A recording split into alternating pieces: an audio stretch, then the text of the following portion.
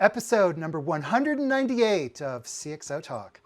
I'm Michael Krigsman, and CXOTalk brings the most innovative leaders in the world to talk about the impact of digital disruption on our world, on our society, and on our companies and organizations.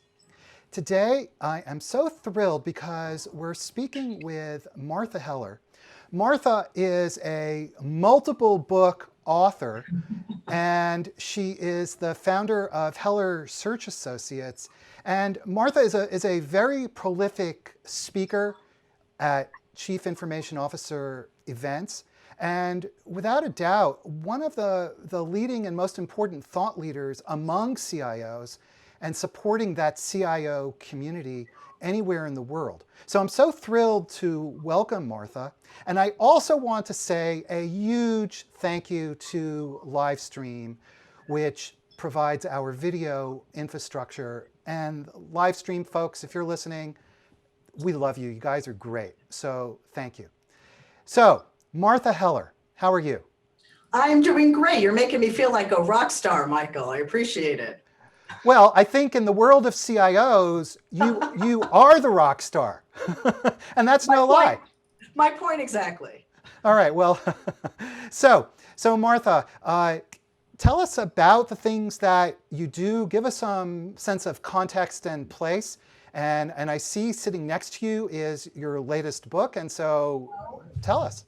Absolutely. So thanks so much for the question, Michael. You know, I joined CIO Magazine back in the late 90s when I started an online column for CIO Magazine called Sound Off. And I have been engaging with the CIO community ever since then. So I believe I have communicated some kind of message to the CIO community on a weekly basis for the last 17 years. So if you do the math on that, that's quite a bit of content, quite a bit of volume. In 2005, I decided to parlay that experience and those networks into the wonderful world of executive search. So my firm recruits CIOs and the folks who work for them. And boy, once you're trying to convince a CEO to hire a CIO, your knowledge of the challenges and contradictions of the CIO role becomes quite acute. So at this point, I run a search firm. I write all different kinds of content for the CIO community, and I've just been endlessly fascinated by the evolving nature of that role. And I also find it interesting that historically, and this is changing, historically the CIO role has been mostly a male-dominated profession. You're one of the top influencers in that community, and yet you're a woman. So I find that's also quite interesting as well. Well, you know, I'll just address the gender diversity among CIOs. It is true that the percentage of CIOs who are women is very, very small. And, you know, what's changing is that IT is not the only destination for women who are interested in technology. Marketing, for example, is hiring technologists. Every company is becoming a technology company. So women interested in technology need not have IT on their career plan. There are many other opportunities for technology-oriented women. In terms of my role and being a woman in this sea of men, part of that is journalism. My background is journalism, which has been more oriented toward gender diversity, let's say, than IT.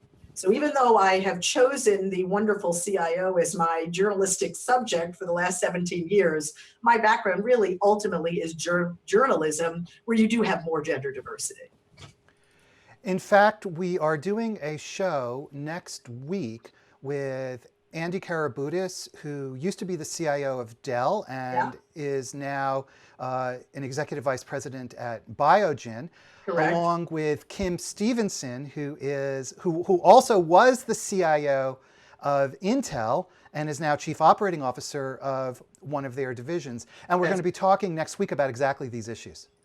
And what's interesting about that is, both those instances, very strong female CIOs who are now leading organizations that have CIOs in them while they have moved on to broader business responsibilities. I'll bring up another topic for a moment, and that is CIOs on boards. That's been a topic of great interest to the CIO community. Our corporate boards appointing CIOs. How do I get in line for one of those very rare opportunities? Many instances of CIOs on corporate boards involve women. That, whether it's corporate boards also trying to achieve more diversity, I'm not sure, but you find many instances of women who have CIO backgrounds who are also appointed to corporate boards. So you mentioned, you spoke about tensions, and of course the CIO role is changing, the role of technology in organizations is changing, and maybe a good place to begin is your view of what actually is changing in the world that's driving CIOs to need to evolve. Sure. So, I'm going to quote Bask Iyer, who's the CIO of VMware. And he was a guest on our show. Bask is great. See that? It's a small circle. You run in small elite circles.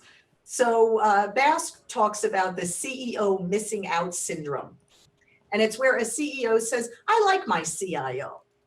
He or she has kept costs down. We're as secure as I believe we can be. We've outsourced the appropriate functions. We've got good resilience, employee productivity tools. My CIO has done a great job. In fact, he's done everything I've asked him to do.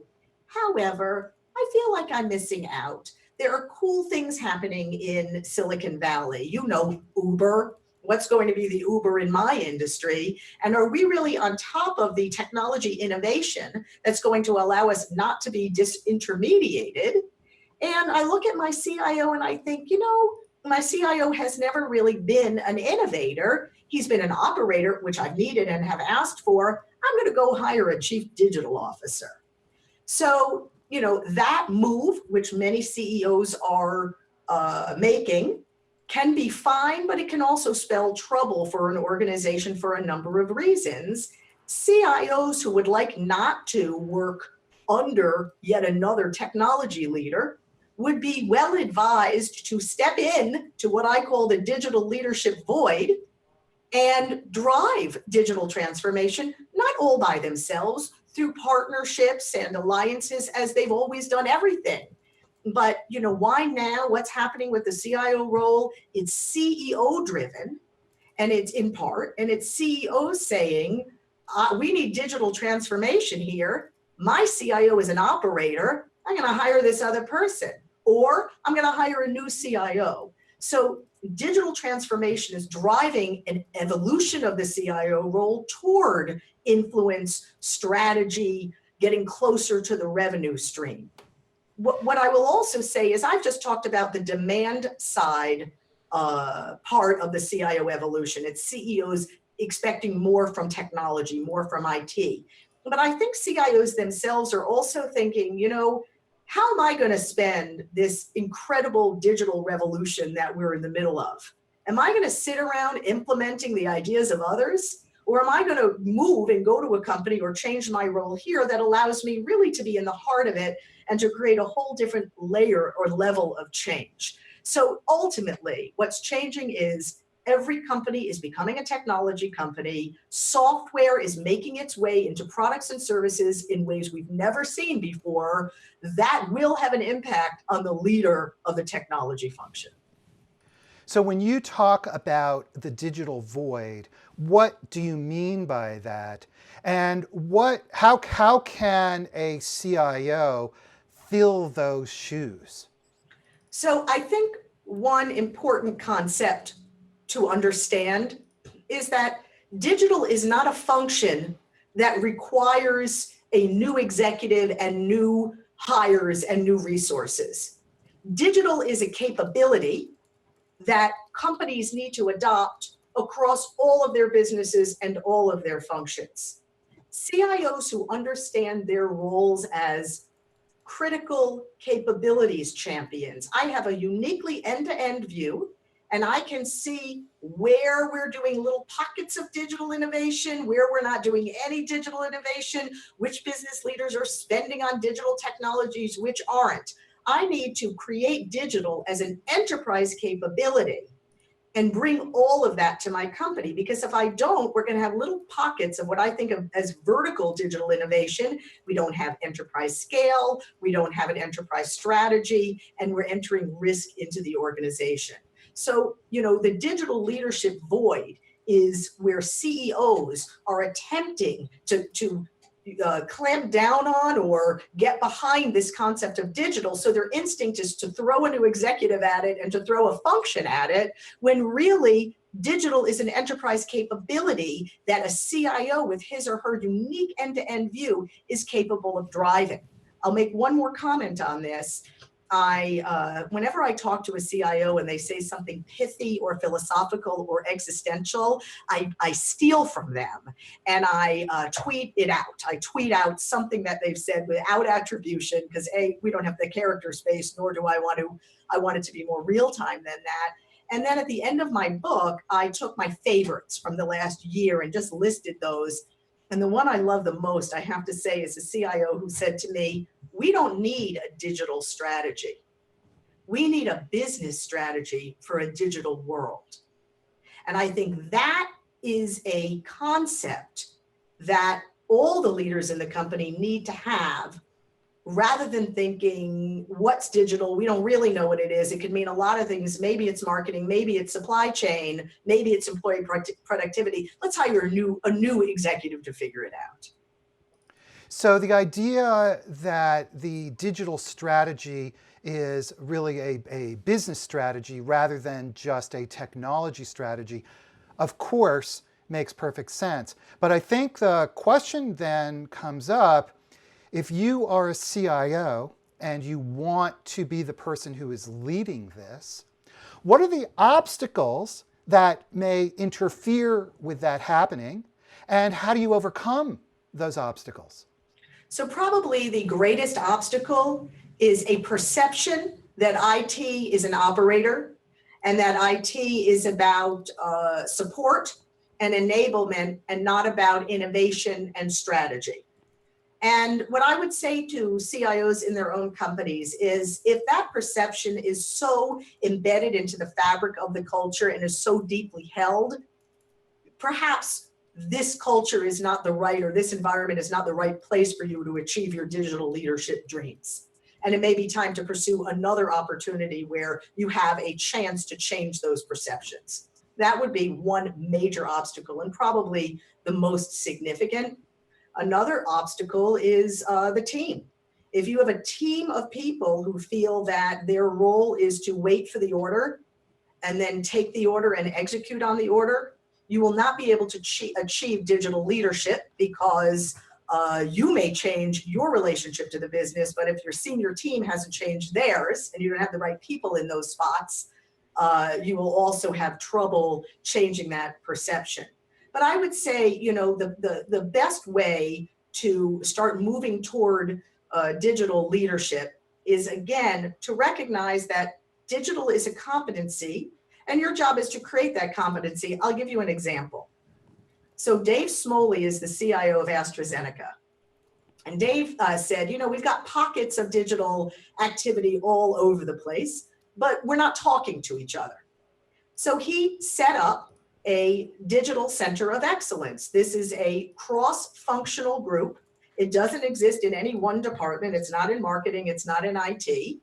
And he brought in people from all different parts of the business that he felt had a leadership role to play in digital transformation.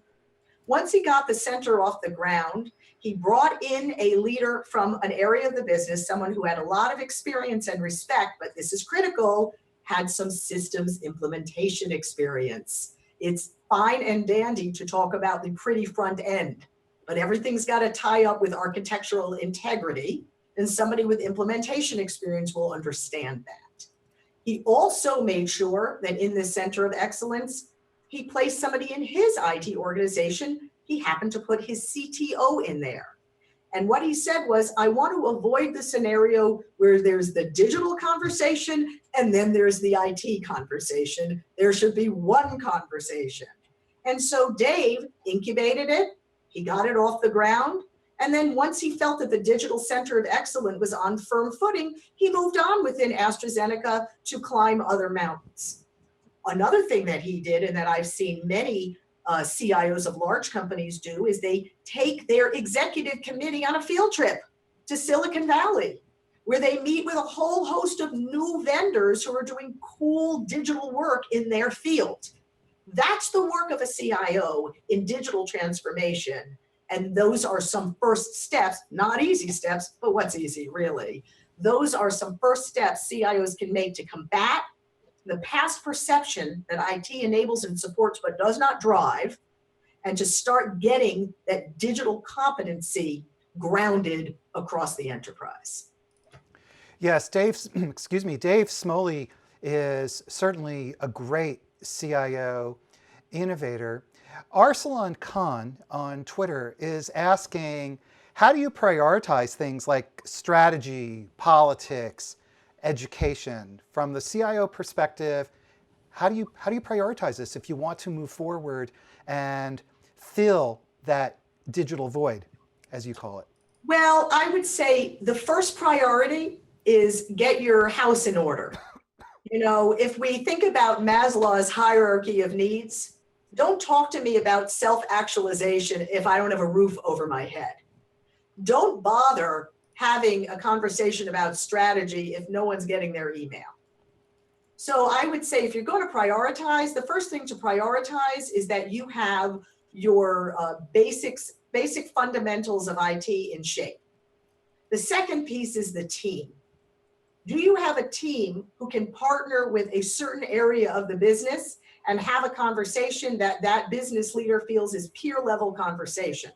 You have that in order. Another thing I would look at is, do you have agile development and DevOps and some other forward-looking development and delivery processes in place? And once you've got your house in order, then it's about making sure that you are a part of the conversations where vision and strategy are discussed. You know, I'll bring up another concept now in response to our audience question. This comes to me from Scott McKay, who's the CIO of Genworth Financial. And Scott says, you know, in a boardroom or in an executive committee room, you got chairs around the table and chairs along the walls. The chairs around the table are filled with the what executives. They decide what the company is going to spend its money on and what the company is going to do in terms of strategy. Then you've got the chairs around the walls. And those are the how executives. Oh, that's the strategy? Okay, thanks for letting me know. Here's how we're going to get it done. And CIOs have traditionally been in that how seat. And it's a good thing too, because ideas without execution are cheap. So the how executives, the CIOs, have spent their careers getting stuff done. Now, when IT has an opportunity not only to support business strategy, but actually to inform and define it, it is time for CIOs to switch chairs and to get up to that what table. Now, they can't let go of the enabling because, you know, everything's got to get done, but it's about expanding their horizons. So in terms of prioritizing, I would say one, it's make sure you got your house in order, which includes your killer senior team.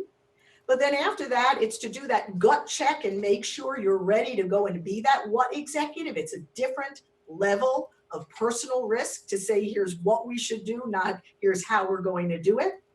And then it's getting into those meetings and making sure you really understand the strategy. And of course, if you don't understand the business context, don't worry about the strategy. And then from there, it's like anything else. It's vision becomes a strategy, strategy becomes goals, goals have timelines, and Lord knows CIOs know a lot about that. Martha, everything you're saying, of course, makes perfect sense, but it also has built into it the assumption that the CIO herself or himself has the business experience, the capability, and the skill to take on this innovative business role and work across silos and departments and organizations inside the company. And that can be a challenge as well. Well, that's part of the job. You know, I was giving a keynote recently to a large group of CIOs, and when I got to this section about being a what executive rather than a how executive and doing the gut check to take the personal risk, to drive strategy, a CIO stood up and he said, "But I don't think I have the skills to do that." He said, "I like implementing. I could implement all day long." And I said to him, "Great, know yourself, know that you love to implement, but don't be surprised or confused or concerned when your CEO hires a chief digital officer or a chief innovation officer."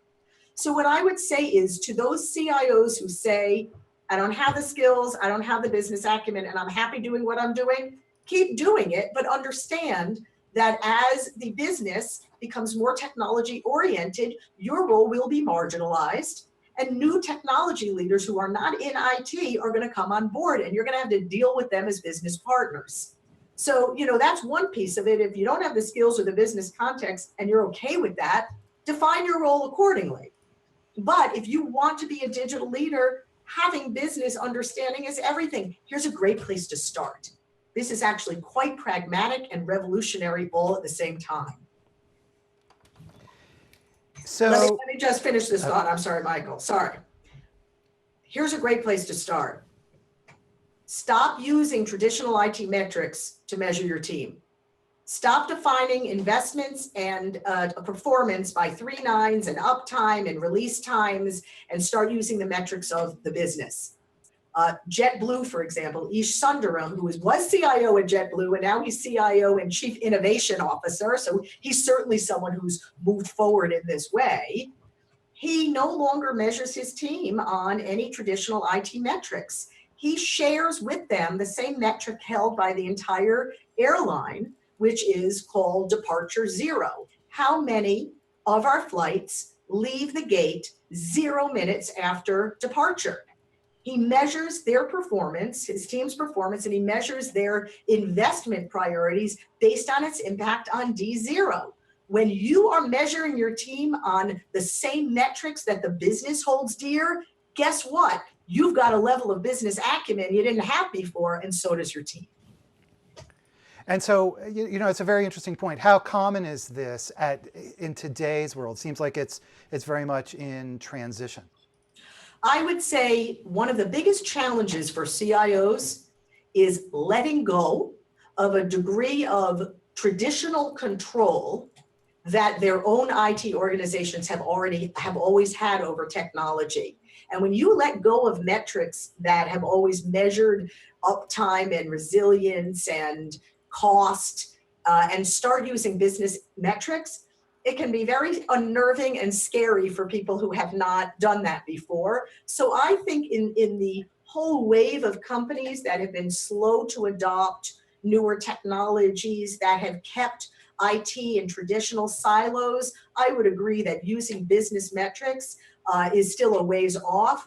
But my book is filled with CIOs who are leading innovation in their companies, who are business leaders, and it's become much more widespread. And I think we will see a permeation through IT organizations in all different industries of business metrics as the barometer for success rather than IT metrics. Now, one comment on that, when those CIOs turn around to manage their IT vendors, I'm sure they will be employing traditional IT metrics. We're talking with Martha Heller, who is a multi-book author and truly one of the most important influencers in the CIO community. And Martha, you have your most recent book next to you, so please hold it up for us. I do. Here it is. Here it is right now. Be the Business. Yes. And Martha, let's talk about the relationship between the CIO and these positions like CDO, Chief Digital Officer. And you explained how the CDO role comes about, which is there's this digital void, as you call it. And if the CIO doesn't step up to fill that void, the organization will hire somebody else who does. But in many organizations, that's not even an explicit decision that happens. The organization or the CEO feels, hey, we need to get a CDO in here. And so what is the quote unquote right relationship between the CIO and other executives like the CDO, CMO that are all encroaching and interrelated and overlapping with IT today? You know, I'm going to take a step back in answering that question, Michael, and talk about the fact that we have been in an industrial economy since, I would say, the very early 19th century. We've been in a digital economy for like 5 or 10 minutes now. The industrial economy is all about more assets, more plants, more real estate, bigger teams. The industrial economy is about building walls around our companies to separate us from other companies and building walls around our departments. The digital economy is very different. The digital economy is about algorithms trumping teams. If you can do something with an algorithm and you don't need a team, that is often a better way to go. It's about leveraging partnerships and breaking down the walls around the company and between the departments in a business. It's about creating permeable boundaries so that our vendors are not held at arm's length, but become a part of our workforce. And so the most important work for a CIO to do vis-a-vis his or her executive peers to question is to use an enterprise end-to-end perspective to free executives from their traditionally held vertical prisons so that they can look up, across, out at their digital future together. So it's the CIO's ability to get his or her peers to start thinking fundamentally different about their business. And I'm going to give you a great example. So this is one of my very favorite CIOs, Kathy McGillicott. She's now the CTO at McKesson, but when I interviewed her, she was the CIO at Emerson, the electronics company. So when she was CIO at Emerson, when she came on board, she said, you know, we're aligned. IT has a strategy that is aligned to where the business is going. However, this business is putting sensors in all of our products. We're collecting a tremendous amount of data. That's great. But we have not crafted a business strategy that capitalizes on any of that. The very fundamentals of what we are and what we do as a business must change based on Internet of Things and big data and all of that. So what she did was she put together something she calls the Business IT Strategy Board, 25 executives from across the business, and said, I want to meet quarterly, monthly, I don't remember the frequency, and let's talk about big topics. So in her first meeting, she got them all together, and then she realized they were all sitting around waiting for her to give project status updates. And she said, that's not what this meeting is. So she brought IBM in to really workshop a strategy meeting with them. And then she was able, after that, to run quarterly meetings about information security, about Internet of Things, about what would happen if we put the customer at the center of everything we did here. Now, some of these topics had a technology bent and some did not. It's almost irrelevant. Her job as CIO, vis-a-vis her executive peers, was to facilitate a conversation that allowed them to look horizontally and together at the future of the company. Regardless of whether there's a CDO or a chief information officer or whatever in the mix, that's the CIO's most important work. But still, as a practical matter, that relationship, the organizational boundaries and the politics in many companies start to come into play. And so what's the most effective, so again, what is the right role and what's the most effective way for the CIO to interact with these peers? Well, I would say, again, this is classic stuff, Michael. I think in 1999, I probably wrote this article for CIO Magazine. But it's understand your business partner's challenge, understand it in business terms, consult with them about the growth plans or challenges of their business, and then define an IT strategy to help them with that, and then oversee its delivery. I mean, that's how you win friends.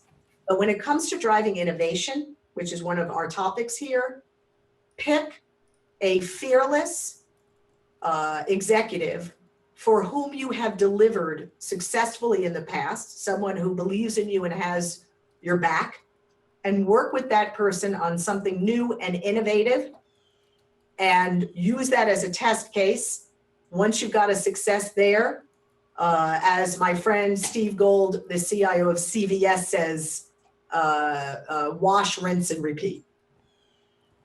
So collaborate on a business case, on the innovative, interesting business case with the right business partner. Absolutely, and use that almost as a marketing tool to bring in those other more skeptical executives. That's a really key point.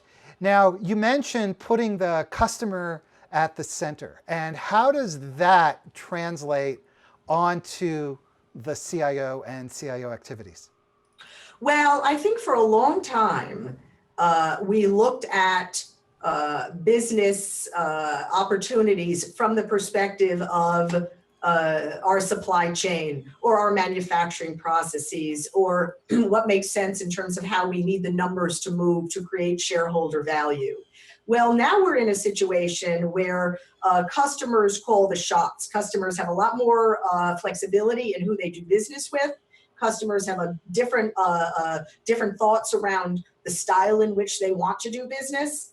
And companies that are not acknowledging that the customer is at the center of everything they do are going to be spending money in the wrong places. But I would also issue a cautionary tale. Now, putting the customer at the center of everything that we do was a strategy that Kathy McEllicott at Emerson brought forth to her team. But here's where I would have a cautionary note about that. When companies envision a chief digital officer or the idea of digital transformation or innovation, very often they think about marketing, right? And the customer engagement and marketing. That's our digital, that's where we're putting our digital technologies. That's where we want our CIO to spend most of his or her time. But the fact is, digital is not marketing, but with social media instead of print ads. Digital is much more than that. Digital is supply chain. Digital is employee productivity. Digital is the way we engage with our partners. So, while sure, we want to put the customer at the center of everything we do, we also want to conceptualize digital transformation as something larger than at that point where the customer and the company meet. Now, we're going through some of the strategies that you describe in your book that CIOs should adopt to be successful. And a really interesting one is you talk about storytelling. And we hear storytelling, again, as you were just saying in relation to customers, we hear storytelling associated with marketing. Mm-hmm. So when you say that the CIO should be a storyteller, tell us what you mean by that. Sure. So, ever since we were little, we loved to hear a story, right? And for those of us who have children, you know exactly which books have the pages falling out of them because we had to read that story so many times. And stories are a great way for two parties of very different backgrounds to get to a common ground on something abstract. And CIOs are always in the position of having to get to common ground on something abstract. So I'll just give you a quick example. Malini Balakrishnan, when I spoke with her, she was the CIO of a construction company. And when she got there, she said, we have such old technology. We're having outages left and right. And what we need is an ERP. So she went to the team and said, we need an ERP. And the CFO said, this is a verbatim quote, you will pry the old system out of my cold, dead hands. So she thought, okay, I need another approach. So she came up with an idea of taking a clip from the movie Speed. And in that movie, Keanu Reeves is a detective, and he is protecting he's got a bus that has a bomb on it, and it'll explode if it goes less than 50 miles an hour.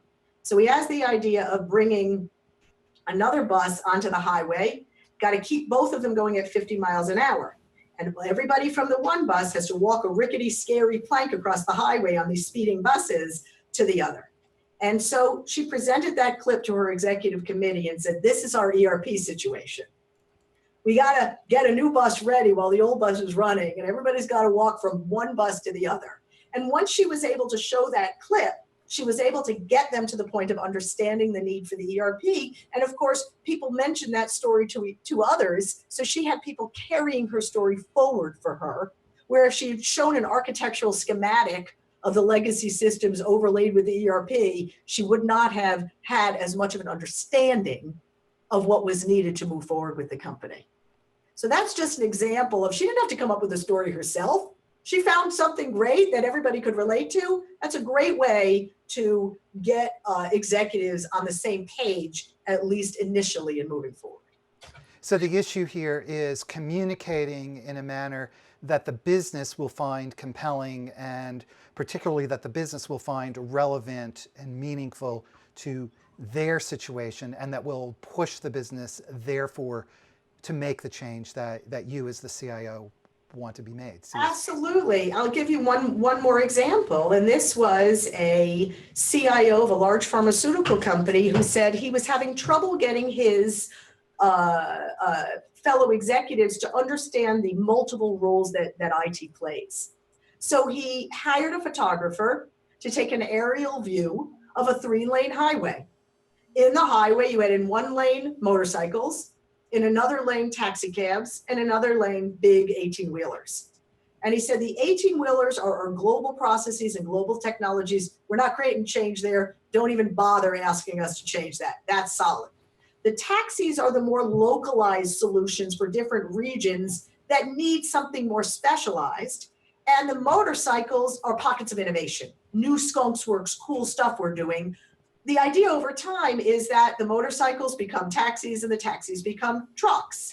But he said after he walked out of that meeting, having shown that aerial view, he saw the light in the eyes of his executive committee. So a story doesn't have to be a fable. It can be a photograph. It can be a pie chart. But it needs to be something precisely designed to communicate something abstract and complex to a variety of audiences. So relevance is at the heart here. And can you talk about, and we hear about relevance and the CIO. So let's talk about what are the factors that make a CIO relevant to the business. I love that question because I have a great answer for it. And this comes to me from the CIO of GE, because you know, Michael, I have no original thought. All I do is just take the good thoughts of CIOs and put them together in a palatable form.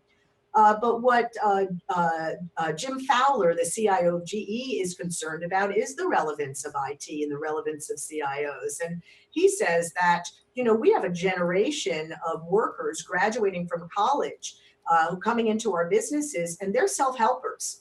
They want to create their own algorithms, their own digital tools. They don't really want to wait around for IT.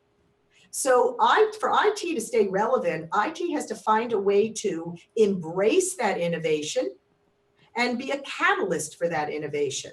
So I'll bring up the concept of shadow IT for a second. When I think about that old school style of CIOs saying, no shadow IT on my watch, no business executives are going to go out and buy their own technology and damage my architectural integrity or introduce security risk or cost challenges into my infrastructure.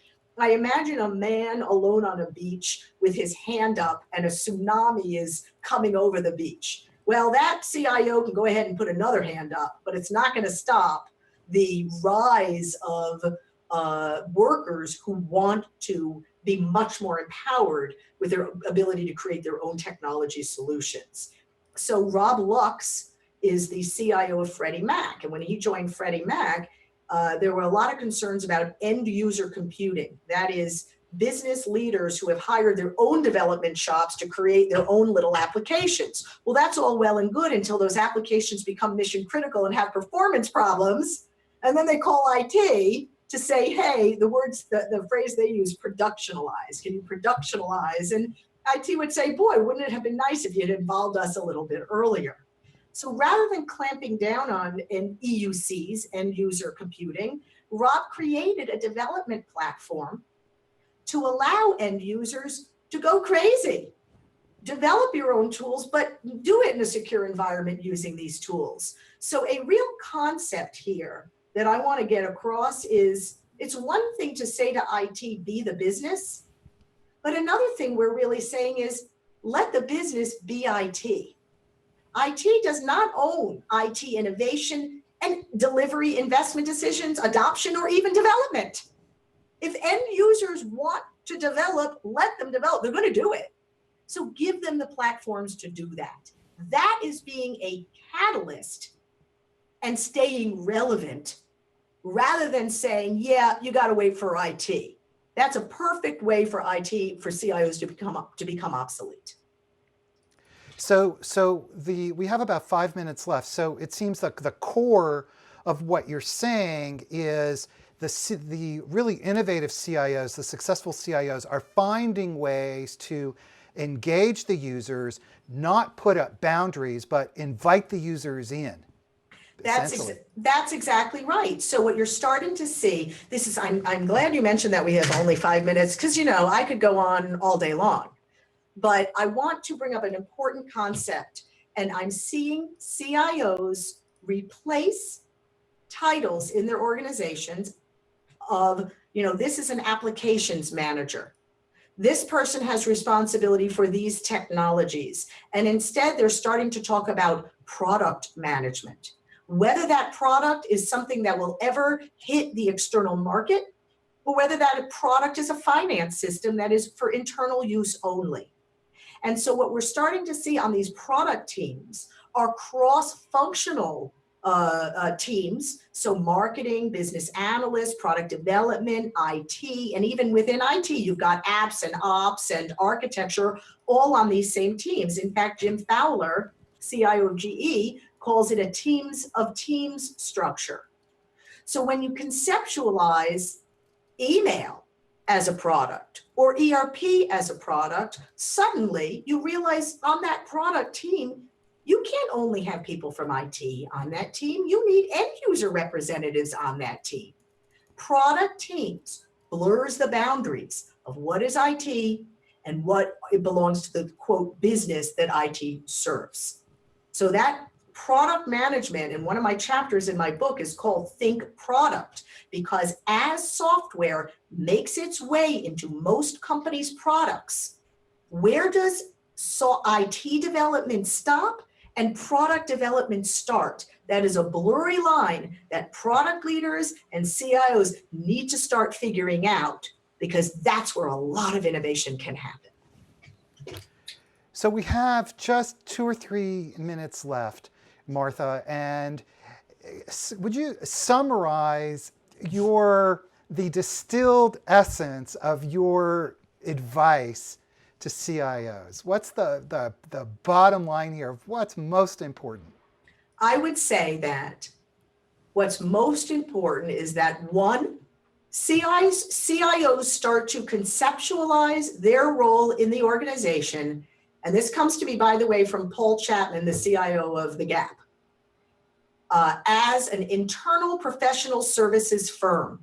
That professional services firm provides secure information security, software development, product development, management consulting, email, data center hosting, vendor management. And once you see yourself as the CEO of a professional services firm, supplying all of these services out to the business, suddenly those boundaries and organizational design is all going to become clear to you. So that's one. Another, let go of control. The notion that, I'll bring this up super fast, not everybody who uses the tools of finance at a company report into the CFO. Not everybody who considers themselves a developer needs to report into IT. Let your people go. Get into the digital mindset where empire building is out. It's about collaboration, blurring boundaries, letting go of control. And here's the critical one. Despite the fact that you run an IT organization, CIO, that is not your primary role. Your primary role is to use your end-to-end view and all of those wonderful analytical tools that allow you to demonstrate what's going on across the enterprise and become the critical capabilities champion of your company. Let your executive peers know what your company is good at and where it needs improvement, and that's where they should be spending their precious investment dollars. That's your job. Wow. Well, this has been Martha Heller has given us the textbook on how to be a CIO. And and there it is. You're holding up the book, Martha's most recent book. And what an amazing show this has been. You've been watching episode number 198 of CXOTalk with Martha Heller. And if you're a CIO, catch the replay. Go back to the CXOTalk site. There'll be a transcript up in a few days, and you can read it. And there's your textbook. Martha Heller, thank you so much for joining us today. It was my pleasure, Michael. Thank you. And I hope you'll come back and we'll do it again another time. Are you free tomorrow? Next week will be good. Okay, everybody, thanks so much for watching. And come back next week. We have 2 shows coming up, and they're both going to be great. And we'll see you soon. Thanks a lot. Bye-bye.